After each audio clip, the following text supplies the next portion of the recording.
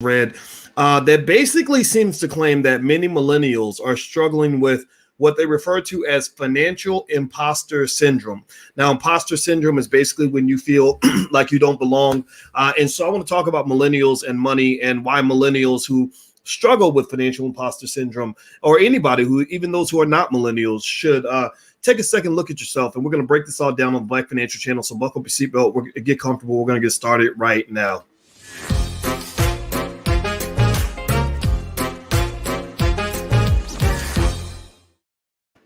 Hey, what's going on, guys? My name is Dr. Boyce Watkins. Welcome to the Black Financial Channel. That's theblackfinancialchannel.com.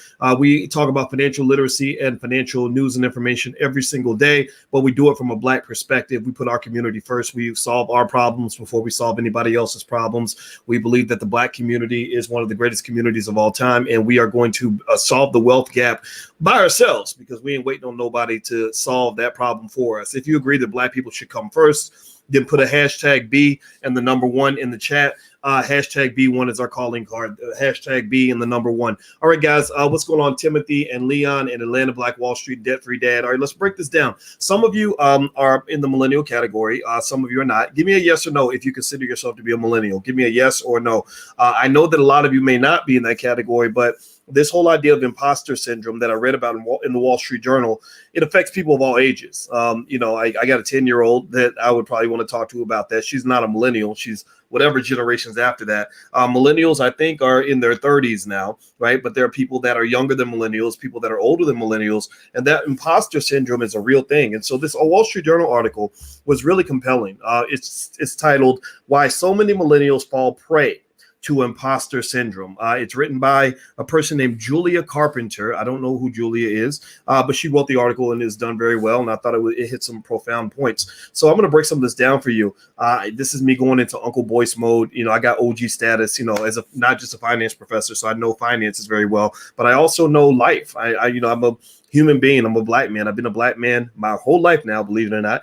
And there ain't no there might be transgender, but ain't no transracial. Right? I can identify as a white man all day, but that ain't gonna work. So all y'all transracial Negroes need to learn that you Black first and just be Black. Be okay with that. So stop trying to be an imposter in that way. And so why do I say that? Well, I say that because when I think about imposter syndrome, I think about when I was growing up. We had a lot of that literally where people really felt that in order to fit into the world, in order to be successful or whatever the case may be, you had to pretty much become a white man in black skin. Anybody remember those days where and it's still kind of like that for some people, right? You go into spaces, they call it code switching. Anybody remember stuff like that where you felt like you had to code switch, or they would tell you silly little things like, well, if you're Black, you got to work twice as hard to get half as much, right? Anybody remember stuff like that? If you're Black, you got to be twice as good to get half as much, twice as good to be half as much. And I was like, no, if you're twice as good and you're getting half as much, you need to start your own business. you need to own all of that shit, because if you got to be twice as good to get half as much, then that means that you're letting somebody else decide what you're going to get, right? And part of success, I found, is trying to get into a space where no one else is going to decide how much you're going to get. You decide how much you're going to get, right? A tall person does not fit into a building with low ceilings.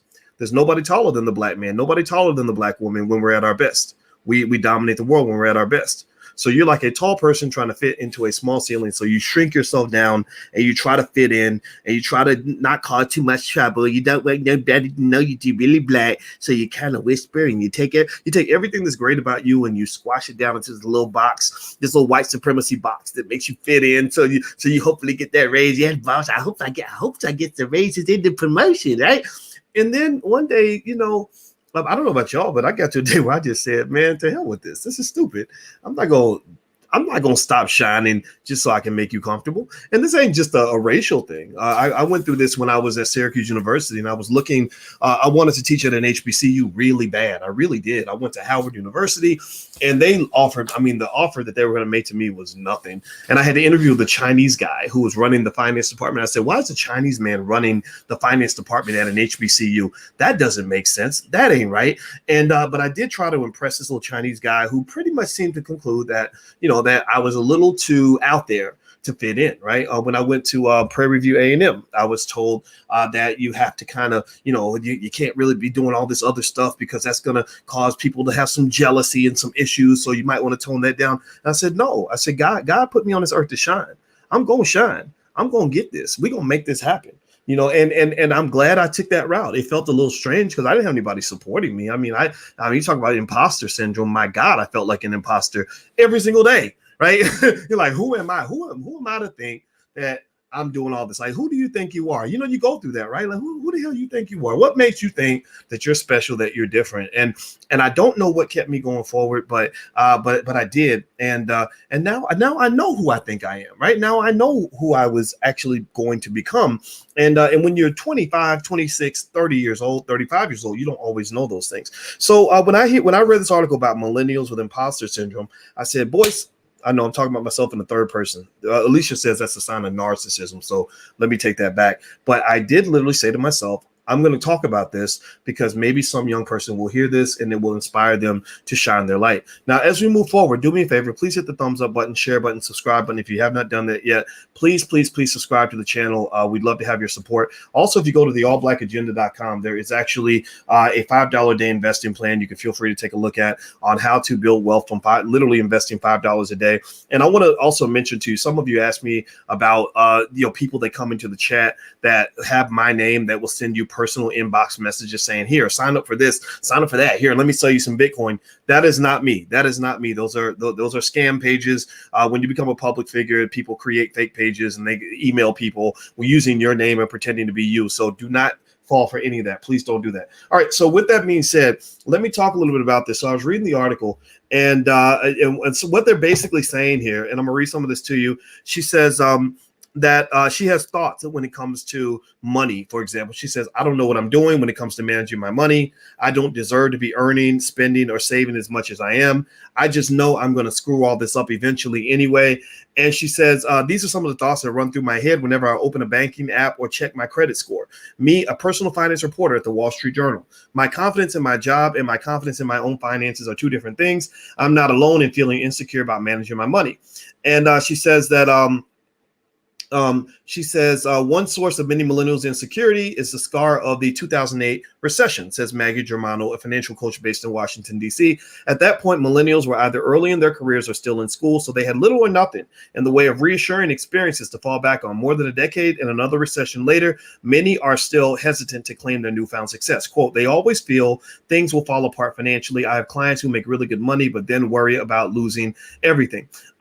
So what she talks about is imposter syndrome, which is the phenomenon of doubting your own hard work or hard-won success and feeling like a fraud in certain spaces. This kind of self-destructive thought pattern can also infiltrate our feelings about our finances, and all too often does for millennials. The fear means you can have a harder time making tough money calls or trusting your own decision-making. On top of that, the widening gap between those who could sustain their financial stability in the pandemic and those who couldn't can lead to a greater feeling of financial imposter syndrome. Quote, there are plenty of people who are not suffering during the pandemic who have been able to make progress. It can definitely feel weird. Okay. Yes. So imposter syndrome is more common than many people realize. Research shows that 82% of people report that they have felt like an imposter at some point in their life. So let's go ahead and have a quick confessional. I want y'all to confess to Dr. Boyce, Uncle Boyce. Dr. Boyce and Uncle Boyce are both in the room. I'm that much of a weirdo that I have multiple personality disorder. Might as well get it out there. I'm kidding. I don't really have it, but let's pretend.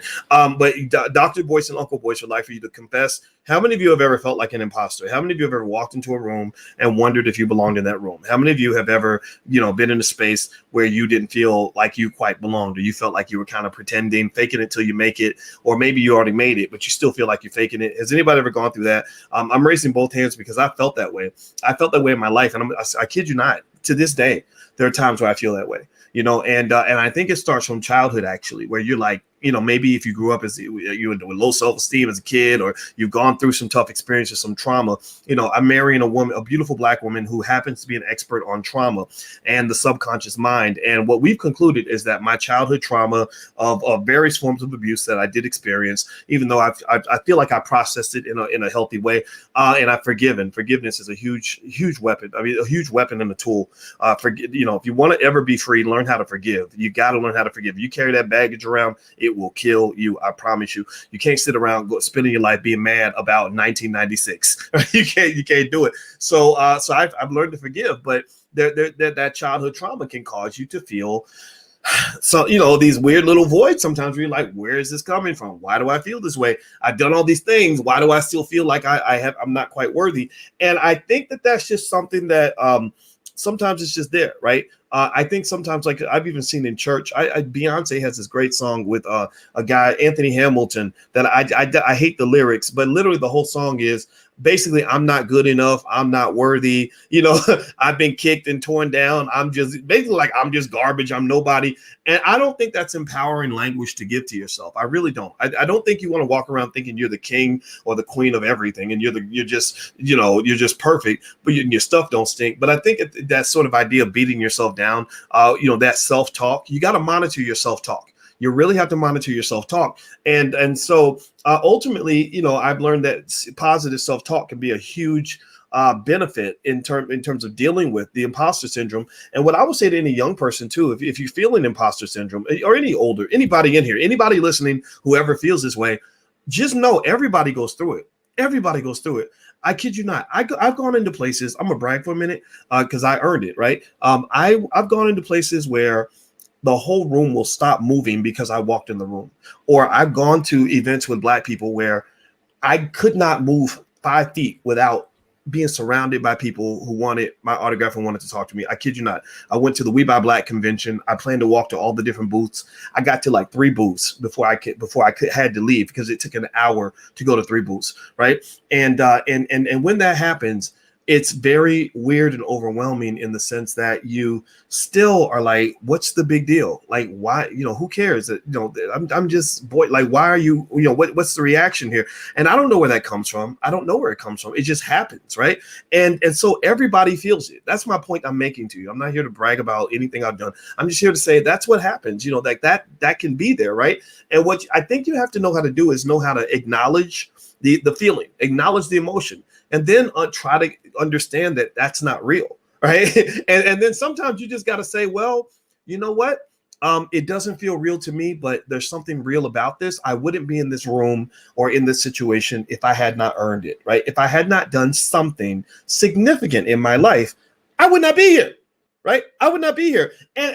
So I think that part of, at least for me, when I think about imposter syndrome, one thing that helped me deal with imposter syndrome that all of us feel is knowing that everybody has it, and ain't nobody better than you. Like that was one of the weird things. Like when I first started doing more public stuff, and I would go on TV, and you're talking on CNN or something, and you got all these people watching, and you're like, oh my God, what if I say something wrong? What if I mess up? What if I make a mistake? And then I remember saying to myself, I said, you know what? Everybody fucks up. Everybody makes mistakes. I'm not competing against perfect people. I'm competing with human beings.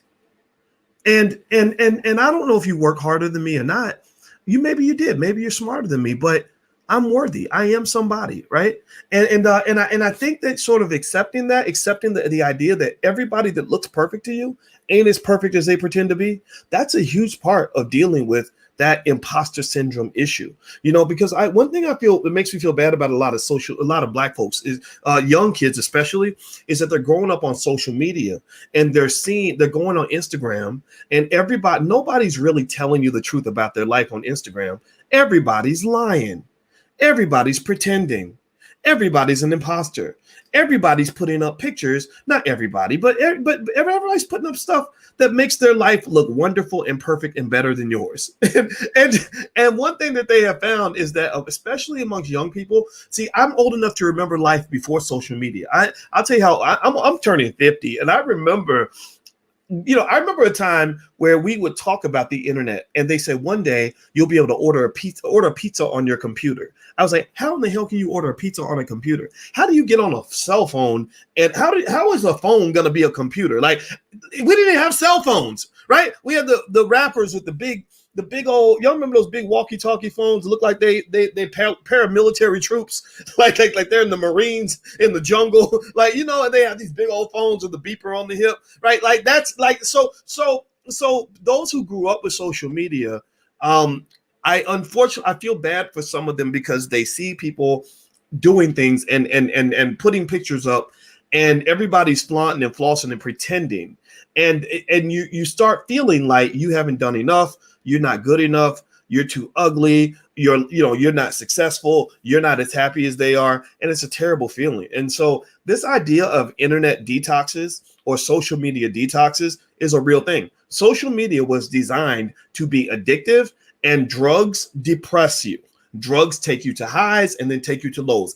The biggest drug being pushed right now by the corporations is social media. Social media is the new crack cocaine. So you have to make sure that when you are supercharging your life with social media, using it for whatever purpose you have, because it can be good, right? Connection with relatives, it allows you to do business, all that. You got to take that time to do a detox, right? So when I'm working, I turn off my phones. I don't want beeps and buzzes and all that in my ear. I turn on my phone. I don't check my emails. I don't check my Facebook. I don't check anything when I'm really trying to work. So you have to do that. And also you have to just know most people are not really showing you their real life. They're showing you their alleged best life. Okay. So give me a yes or no in the chat if you understand what I'm saying. Hit the thumbs up button, share, subscribe button if you haven't done it yet.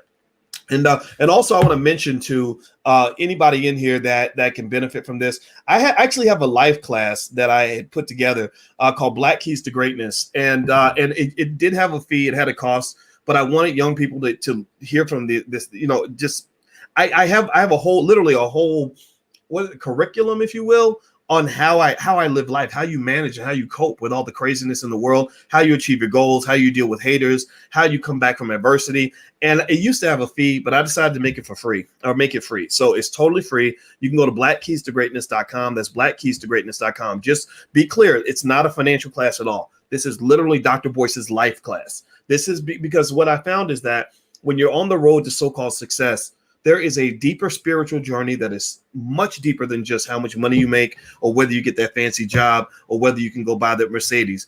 If you're not able to find a way to be spiritually whole and comfortable and complete with your existence and who you are, then all that means nothing. You will literally be in a mansion, driving a Benz with a private helicopter, wondering why you are depressed and sad, anxious and suicidal. Okay. So you have to find your healthy coping mechanisms that will allow you to really absorb and internalize the success that you have, right? So success is deeper than just going out and making a bunch of money. So the other thing I would just say to anybody who wants to understand ways to overcome imposter syndrome, the way I overcame it was actually through self-love.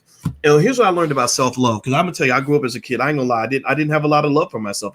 Nobody taught me how to love myself. Nobody ever taught me like you're smart, you're handsome.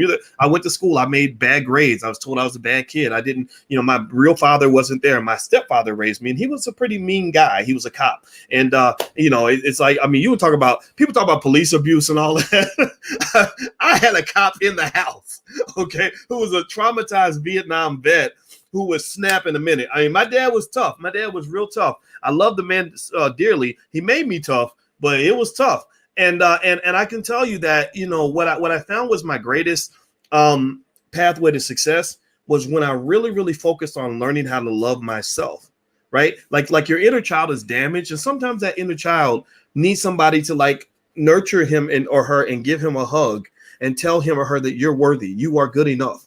So I had to nurture my inner child. I had to cradle a little voice and talk and kind of let him know, it's okay. It's not your fault. You're good enough the way you are. And what I learned about self-love, that's for real. This is just me honestly sharing something that I hope will help somebody.